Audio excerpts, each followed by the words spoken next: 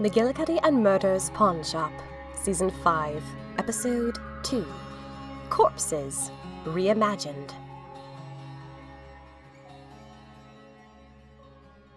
October 23rd, 1921. Continued. Ugh. Diary. I stood outside the shop front in Brazil, the one with the sign hanging over the door that said, Corpses Reimagined. I felt oogly. I knew I needed to walk in. And I needed to hurry, because now that I was back in 1921 and not hidden in Mara's tower, Raster could come after me any minute. But still, it is one thing to decide to leave a tower and feel the wind in your hair and think, I am free, look at me, I am back in the real world.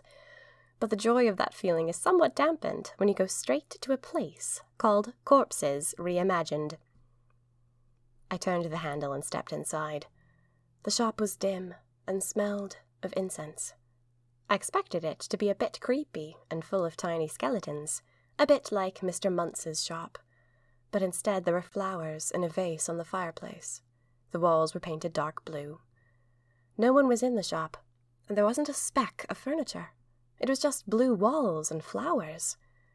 I worried that maybe she'd moved out. Hello? I called. No answer. I began to shiver. If this didn't work, I was done for. I realized that Mara had heard of this woman and the unique, magic, unusual power that she possessed back in 1916. 5 years had passed. The sign was still above the shop, and that at least was encouraging. But what if she had died years ago? I couldn't get back into Mara's tower. This was my only plan for getting Raster off my back, and I didn't know what I was going to do if it didn't work. I called out again and waited, but still nothing. I thought about leaving, fleeing, despairing. Then I decided to do everything in my power. I hadn't tried breaking down the walls yet. I couldn't leave until I'd at least tried that. Then I realized I was being a fool. What? Had 2 days sitting in a tower turned me into a damsel? I marched up to the fireplace and tapped the vase the flowers were in. To a magic unusual, a single object was as good as a door. I found myself in a low, wooden carved house with many windows open to a garden. Pink and orange curtains fluttered in the wind. I looked around. It was like she had taken the scene of a murder from decades ago and put her own world inside of it, not unlike the secret basement of McGillicuddy and Murder's. It was a comfortable living space, with books, furniture, paintings, sculptures, the fragrance of the garden, and at the back of the room, a coffin. I looked twice. It was a coffin. It was a coffin, right there. Corpses reimagined. Ugh, yuck, ick, blug. The room was so silent, I decided to tiptoe forward. I assumed that I was on the right track, but I had not expected to feel like I was barging into a funeral. I crept as close to the coffin as I dared, and then I tilted my neck down, ever so slightly, so I could see. A woman lay in the coffin, clearly dead. There is a kind of waxy hollowness to corpses. Diary, I know I am being tongue-in-cheek and laughing at my fear of this coffin, but I have of course seen coffins. My parents were put into the ground in 2 of them because of the influenza outbreak. I felt a little flurry in my stomach, missing them. I stopped being scared of the woman in the coffin, and instead simply thought of them. I will miss them, always. But I wanted to heal into a sad song, a kind of wistfulness. Instead, I feel this struggle, this agony of having never said goodbye. I am ready to kiss their hands and send them off on the ship that they're taking into their next adventure. I am ready to see them go, acknowledge that they are gone. What if they died not knowing that I was ready? What if they need me to say goodbye? Tender thoughts can spring up unbidden, but now was not the time to reflect.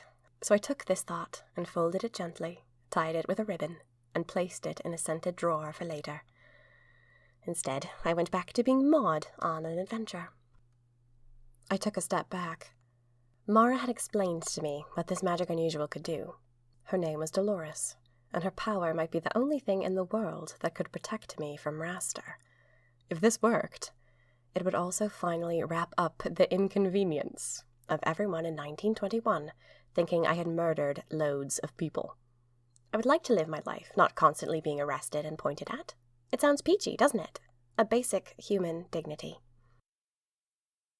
I was wondering what to do, and why there was a coffin here, when a woman walked through the double glass doors on the left. It was the woman in the coffin. I screamed. I couldn't help it. I glanced down at the coffin. It was her exact same face. Identical. The same clothes. "What?" she said. "Why are you surprised?" She stepped into the room. This must be Dolores. I smoothed down my hair and my nerves, and I stepped up to her. "Maud Merkel," I said. "I'm sorry for panicking. I just wasn't expecting." "It's my merchandise, isn't it?" she said. "Same as any other store. You are here to buy something from me. Here it is, displayed. I am demonstrating how remarkably accurate the corpses look." I glanced back and forth between them. For some reason, it was even creepier now. It made her feel dead, more than it made the corpse feel alive. She had created a corpse that looked exactly like her. "And what are the side effects?" I said. "I have been doing this every morning for 20 years, she said. "There are no side effects." "All right," I said. "Ooh, diary, can you guess what was happening?" "I'll take an order. And I'm going to need it quickly, if you can. How long does it take?" "No more than 5 minutes, she said. She studied me. "But are you sure you know what you're doing?" "I'm sure," I said. She squinted at me. She had sharp eyebrows. "You know this isn't easy," she said, "and that there has to be a trade." I think this was the part Mara had been the most nervous about. My unique magic unusual power is, of course, to break spells with a wish. "I only barter for powers I have use for," Dolores said. "I'm not saying you get what you want. You have to be valuable to me if there's going to be a trade. A man was here 3 weeks ago. He wanted a corpse, but his magic unusual power was to summon goldfish out of nowhere. What am I going to do with a goldfish? Ridiculous." "Well, have a pet, of course." I almost said so. But her eyebrows were thunderous. I felt cowed. "So I turned him down," she said. "So don't think you can just come in here and order. What can you give me if I do this for you?" I quieted. This was where things got dangerous, potentially. "I could break any spell," I said. She blinked at me. Then she said, "You cannot." "I can." I could tell why she didn't believe me. It was almost too powerful of a skill. Too much to offer. But what could I do? I had to make this trade. This was my only currency. "Show me," she said. "Prove it." Did she think she was going to weasel a free wish out of me? "No," I said, "not unless you sign a document and receipt saying that if the spell breaks, I'll get my corpse." She shrugged. "I can agree to that." "What spell do you want me to break?" I said. I wondered if we would have to travel to a new location. Would she have a spell sitting in this house that she wanted broken? Would she have to think for a while, decide what she wanted? She hadn't known until a few seconds ago what I could do. I assumed we would have to leave, sign a document, return. Instead, she went straight over to her fireplace mantel and brought back a carved box. "I know what I want," she said. "You do?" "My grandmother's magic unusual power is in this box," she said. She went to great lengths to have it removed from her body 50 years ago. She locked it up with a spell, so no one could make her use it, and no one could ever use it again. I got goosebumps. "I want her power," Dolores said. "I want you to break the spell on this box so I can claim her power for my own." Oh, heavens to Betsy. "I won't do that unless I know what the power is," I said. It could be horrible. Her grandmother had gone to such lengths to have it trapped for all eternity. What was I doing? Did I really have to do this? Did I really need this corpse? Yes, I did. I had to have it. If I had any chance of surviving, of rescuing my friends, I needed a corpse from Dolores. It is not an evil power, Dolores said. It was only that people wanted to enslave her for use of it. She could summon anyone, in the flesh, pull them from time or space, murder object or not. Bring them to her, if she held one of their hairs in her hand. Oh, diary, what an incredible wish. I felt my breath still. To have a power like that. How incredible, to summon anyone to your side in an instant. That wish could be used for so much evil, too. Imagine if the night enthusiasts could have summoned me. I would have been lost a long time ago. There is no such thing as freedom if someone had a wish like that. I felt a kinship with Dolores' dead grandmother. I have also been hunted for my power. The night enthusiasts want to enslave my wish. How strange that the more power you have, the more people want to control and box you in. But Dolores' grandmother sidestepped all of it. To take your only unique power and cut it out of you, then lock it in a box. It must have been a terrible burden.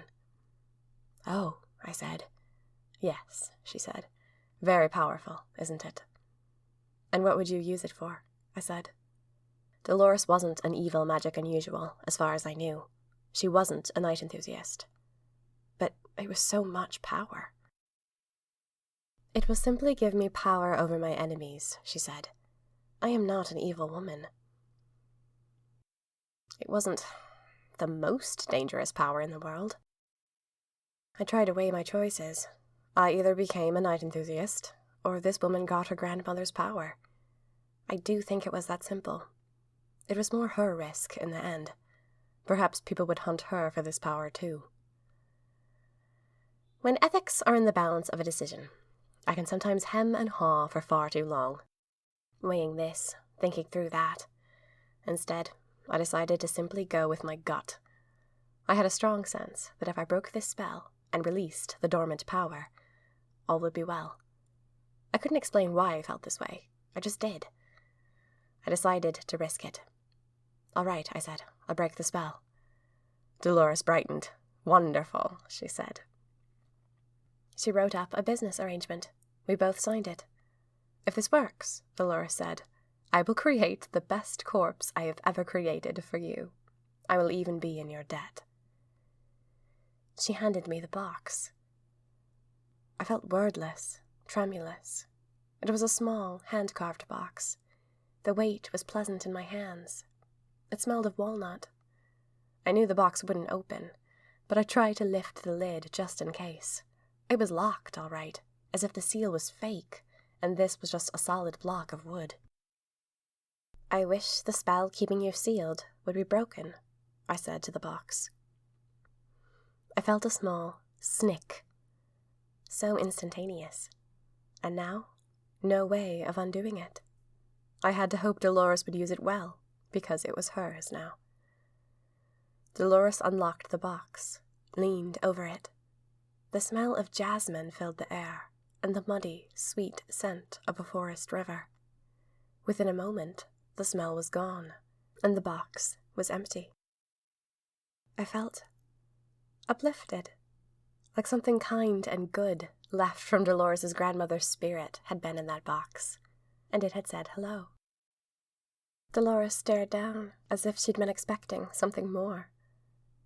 Well, she said, we have opened the box. That is more than I've been able to do in a lifetime. She smiled at me. Thank you. My grandmother's power is finally mine. You're welcome, I said. I was just glad the decision was over. Too late to stress over. What was done was done. And now, Dolores said, your potion. I will prepare the corpse for you. And this works every time? I murmured. Oh yes, she said, without fail. You can trust my methods. I could tell she was eager for me to go, so she could test her new magic unusual power. I could also tell she wanted privacy before she did. She mixed a potion for me in the corner, crushing herbs and muttering things into the bottle. I knew that she was using her magic unusual power to do this, not a spell, so I wondered why the extra spells were necessary. Perhaps so that she could transfer her power into me for a brief time. How fascinating. Could that be done by someone else? A moment later she returned with the bottle. It was sealed with wax, and the liquid inside was still a little warm. She passed it to me, and I held the blue glass as tenderly as I would hold a rabbit, my heart thumping. Drink it a few moments before you want the corpse to appear. The corpse will last for 24 hours and then vanish. I nodded. Thank you. You may go now, she said. I also took this to mean, please go. Before I go, I said, there's something I have to ask you. You didn't think I'd forget to ask, Diary, did you? Have you ever worked with corpses that last longer than 24 hours? I've seen 2 corpses now, very strange ones. I'm hoping you know more about what they are. She glanced at me. What are these corpses like? Well, they walk, and... She laughed. Well, then they're not corpses. Corpses don't walk. These are cadavers, I said. They have soft flesh and a strange smell, and they look exactly like their doppelganger. They don't speak, and they can vanish, teleport. She looked at me, disturbed. I have been dealing with death magic for a very, very long time, she said, and I have never heard of anything like this. Are you sure they were doppelgangers? An extra body for someone already alive? I'm sure, I said. She said. My powers split a person's identity into pieces, but only for 24 hours. A little tiny smidge of you will be lost when you drink that potion, but it will return to you once the corpse vanishes. If these cadavers have been walking around, moving and existing for days and days, I think the personhood has been split. Part of the human was left behind somehow, as doppelgangers walking and waiting. They are missing part of who they are. I felt chilled. So far, I had seen cadavers of both Wrath and Dawn Momungus. And, now that I thought of it, Wrath's cadaver had had his human face. No wood, no puppet eyeball. When had their personhood been split? Could it be fixed? Did the cadavers want something? Thank you so much for your help, I said. She nodded at the carved box. Thank you so much for yours. I gripped the potion, and then I tapped the vase that sat on her living room table. A moment later, I was back in her shop. Sun streamed in. I shivered. No sign of the night enthusiasts, and, after what I was about to do, they wouldn't bother looking where I'd been. I teleported straight to the alley behind McGillicuddy and Murder's pawn shop. I pulled a scarf around my head, so my face wouldn't be visible. I walked down the street. It was busy today. People bustled past. Boys sold newspapers.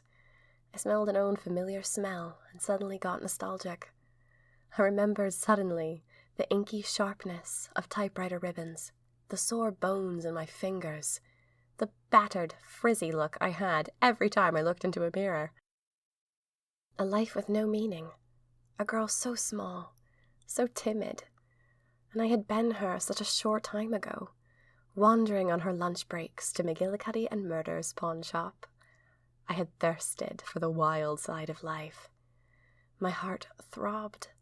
McGillicuddy and Murder's pawn shop. It was just a shop. To everyone on this street, it was just a shop. I drank the potion, drained every last drop. Then I put the bottle in my pocket. I could feel it starting to work. I got the shivers. Keeping my head down so none of the pedestrians would recognize Merkel the murderess, I stepped onto the front steps of the pawn shop. I waited. 1, 2, 3, 47. Suddenly, so quickly it startled me, my corpse tumbled down out of thin air. I stared down into the dead eyes of Melinda Maudie Merkel, and I felt so cold I was worried I'd never move again. My fake corpse, the one created by Dolores's magic, lay crumpled on the front steps for all to see. I teleported. I was able to teleport, which meant that no one in the crowd had been looking at me at that exact moment. I arrived in an empty office building across the street, settled down in front of the window, and watched. Down in the street, a man found me first. He knelt and touched my wrist. Then he stood up in alarm. "She's dead. It's her. The murderess. She's dead."